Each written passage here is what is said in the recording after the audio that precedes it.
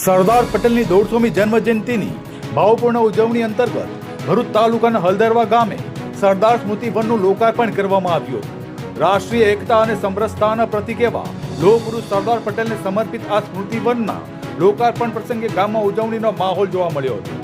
લોકાર્પણ સમારોહ ભરૂચના ધારાસભ્ય રમેશ મિસ્ત્રીની અધ્યક્ષતા હેઠળ યોજાયો હતો, જેમાં વન વિભાગના અધિકારીઓ, સ્થાનિક આગેવાનો, ગ્રામજનો અને મોટી સંખ્યામાં બાળકો ઉપસ્થિત રહ્યા હતા। કાર્યક્રમ દરમિયાન વક્તાઓએ સરદાર પટેલના રાષ્ટ્રીય નિર્માણમાં આપેલા અવિસ્મરણીય યોગદાનની યાદ તાજી કરી હતી। સાથે જ પર્યાવરણ સુરક્ષા અને વન સંરક્ષણની જરૂરિયાત અંગે પણ બાળકોને પ્રેરણાત્મક સંદેશ આપવામાં આવ્યો હતો।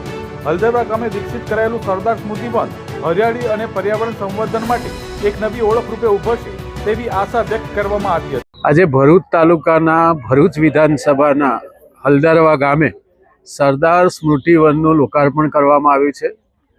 પ્રધાનમંત્રી નરેન્દ્રભાઈ મોદી દ્વારા સરદાર વલ્લભભાઈ પટેલની 150મી જન્મજયંતિની ઉજવણી સમગ્ર દેશમાં ચાલી રહી છે। એમની યાદમાં પ્રત્યેક વિધાનસભામાં એકતા માર્ચ, યુનિટી માર્ચનું પણ આયોજન થયું છે।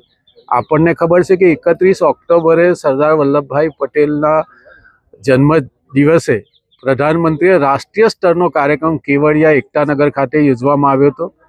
બીજા તબક્કામાં પ્રત્યેક વિધાનસભામાં સરદાર વલ્લભભાઈ પટેલના કામને યાદ કરવા માટે 562 જેટલા રજવાડાઓ એક કરીને અખંડ એક ભારતનું નિર્માણ એમણે જે કર્યું છે, એમની યાદમાં 562 જેટલા વૃક્ષોનું વાવેતર કરીને હલદરવા ગામે 19 જેટલી જાતોના વૃક્ષો અને સાથે સાથે જે 562 રજવાડાઓ એકત્ર કર્યા છે એને મેપમાં દર્શાવીને વર્તમાન અને ભાવિ પેઢીને હંમેશા પ્રેરણા મળી રહે, એમના કામોને લોકો યાદ કરે અને ભારતને એક અને અખંડ રાખવા માટે સંકલ્પિત બને એ હેતુથી આ સરદાર સ્મૃતિ વનનું નિર્માણ થયું છે।